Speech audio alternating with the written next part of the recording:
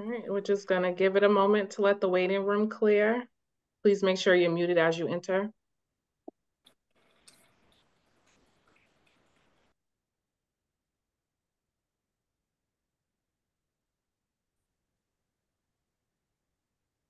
All right, and we're gonna get started. Good afternoon. This is a hearing before the Boston Cannabis Board, the BCB. Today is August 21st, 2024.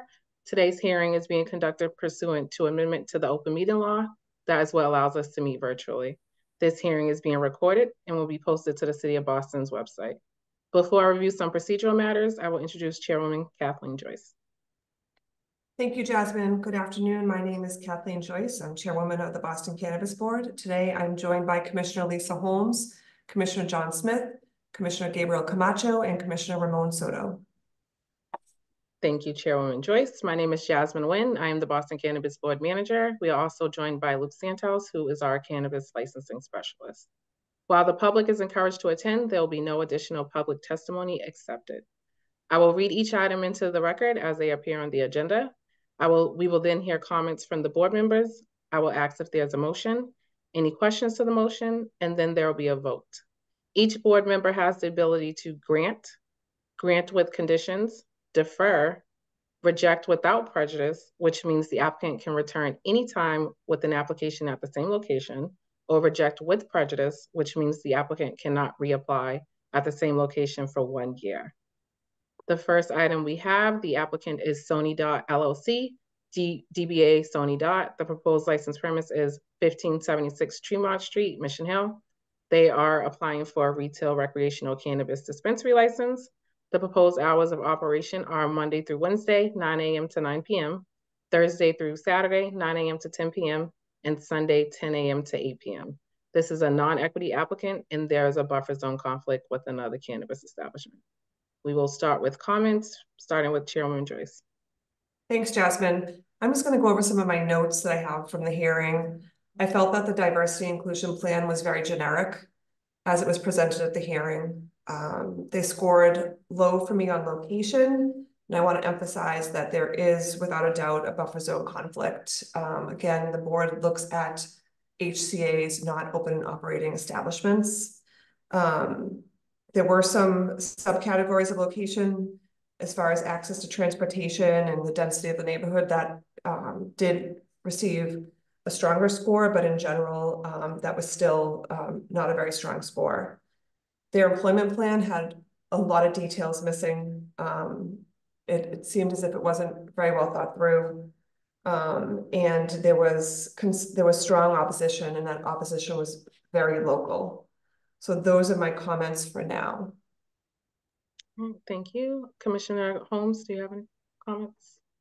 Pretty much they echo the chairwoman's throughout the score sheet. This proposal scored very low in my opinion. I agree that usually we always have some local pushback sometimes from when dispensaries want to open in areas, but the amount of discord against this establishment stood out, as well as just the denseness of that area and some of the other local concerns from the other merchants about just how they haven't been good neighbors over the past 20 or so years that they've been in this area. So kind of all those things came into factor when you have to go through the entire criteria and evaluation. So basically that's it. I echo the chairperson. Thank you. Commissioner Smith? Thank you, Jasmine. Yeah, very much the same. I felt that there were a lot of unaddressed community concerns, and a lot of it regarding those violations, which seemed to be outstanding. The plans seemed plans, employment, diversity, how they were gonna, we had some back and forth on full-time and part-time and how that was gonna work. Didn't actually seem very well thought out, or, it didn't seem like there was any sort of really thinking about the concerns that we as a group were expressing and how that was going to work. So for me, I agree with both of my fellow commissioners. Yeah, this did not seem like a very strong application. Thank you. Commissioner Camacho? Yes, I concur with the commissioners and the chair. First of all, there was a buffer conflict. Um, the number of part-time and full-time employees wasn't expressed very well. As a labor specialist, I do know that most people want a full-time job with benefits so that they wouldn't have to have 2 or 3 jobs. Um, Diversity goals were good, but there were no specifics on how to do the recruitment or outreach. The foundation of community funds, $25,000, lacks specificity on where this would go to. And also, there was a caveat that that foundation money would depend on revenue. You know, might be better used to pay the fines that the company owes. Um, a number of people who signed up but didn't, who signed up to comment but decided for some reason not to testify in public. It was a little concerning. Um, the alleyway is not exclusive to the business, and more importantly, for safety reasons, it's a second egress for the residents of the adjacent building. Um, Having said that, I really do think it's important to have uh, diversity within the cannabis industry and within uh, cannabis entrepreneurs. I think it was strong that you have a lot of support from the South Asian community, and I would encourage you to build that. However, I am not voting to recommend this to go forward.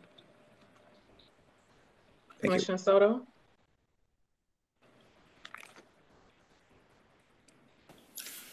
Thank you, Jasmine. So I definitely echo the comments of from the prior from the commissioners. Just want to add a couple of points. I think we have seen from in the last week some wins or some progress from the business on some of the issues that my fellow commissioners have noted. And as far as the fines piece, as well as the additional layer of detail, the breakdowns on that, but it would have been great to have seen that on the first go. And so it just makes it really hard to then measure against, in the face of public, really, reasonable criticism, they responded, which I think is great. But, it's also sort of, is it to simply move on in this process or to foster a real genuine sort of relationship with the community and set this business up for success into the future? And so I think some of the actions that they've taken foster confidence and progress, but I think that has to get built upon and included into a more sort of comprehensive and considerate approach to running this business in a community that has a lot of concerns. And really raising up those concerns, showing how you've addressed them, and talking directly with the community about them. Because I feel like there was a big disconnect on some of these things where it didn't feel like that dialogue was happening from my third person perspective as listening to the comments. So I think taking that momentum of this past week, moving it forward, and in particular, I thought the idea around the community benefit was very interesting, but also not informed by the community you're hoping to benefit. So I really think that could be an opportunity for this group to say, before you've decided what this community benefit would do and who would serve on its board, take the time to have the dialogue with the community about that. And I think it will help to open up more channels of communication to work through some of these issues that are very sort of smaller in the grand scope of things, but essential to this particular community that's a very dense, tight-knit community that I think requires and deserves that level of engagement. So that's kind of where I'm sitting at this moment. Thanks, Jasmine. Thank you, Commissioner. Chairwoman Joyce, do you have a motion? Yes, before I get to the motion, just to build upon everyone's comments, I do believe we received so much supplemental materials since our hearing last week that, to me, that's a brand new application. And should the applicant want to come back and present that to the community again, and then to us, I would be open to a brand new application from them. That being said, my motion would be to reject without prejudice so that they could come back and present a new application at this location. Is there a second? Second, Commissioner Holmes. All in favor?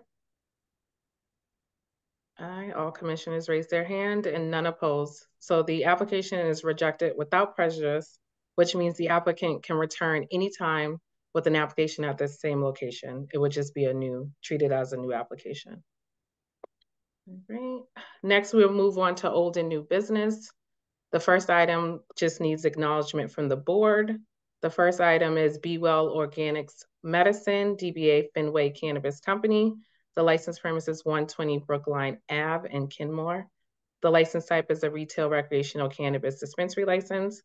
The BCB is in receipt of correspondence from the licensee stating that they are no longer pursuing a marijuana establishment at this location. The licensee is relinquishing their host community agreement with the City of Boston. Chairwoman Joyce. I make a motion to acknowledge. So a second? Second. All in favor? Aye. All right. The board acknowledges the correspondence. All right. The next matter we have, the board deferred the vote for the following matter to allow for all respective parties to meet. The board held an informational hearing to discuss certain conditions that the BCB has placed on licensed premises located within the downtown Boston Business Improvement District. Chairwoman Joyce. Jasmine, do you have any update on their discussions? Yeah. So I reached out to both of the parties, and I have not received response stating that a meeting has taken place. So with that, I'm assuming no meeting has taken place. But the bid did reach out with some proposed dates, correct? Yes, they are in correspondence. The bid did give out some dates, but again, nothing has been confirmed with me. So. Okay. I do think it's important that they meet and have a discussion based on, it sounded like they hadn't really talked about the conditions. They had talked about cannabis in this neighborhood in general. I would like to give them one more month to have that conversation. So I would make a motion to defer it again until September. So do you want to defer to September, or you want to defer until we receive confirmation that they have met? There we go. Confirmation that they have met. Okay. I think it is hard with schedules, so. Yeah, so they may not be able to meet before, just so we don't. Yeah, because it comes up quickly. Yeah. All right. So can you just say the motion again, just so everyone's. Sure. I make a motion to defer until we have confirmation that they've met. Is there a second? I'll second that. All in favor? All right. This matter is deferred until we receive confirmation that all parties have met. All right. Those are all the matters before the board today. Our next hearing will take place on September 18th, 2024 at 1 p.m. Thank you all for attending and enjoy the rest of your day.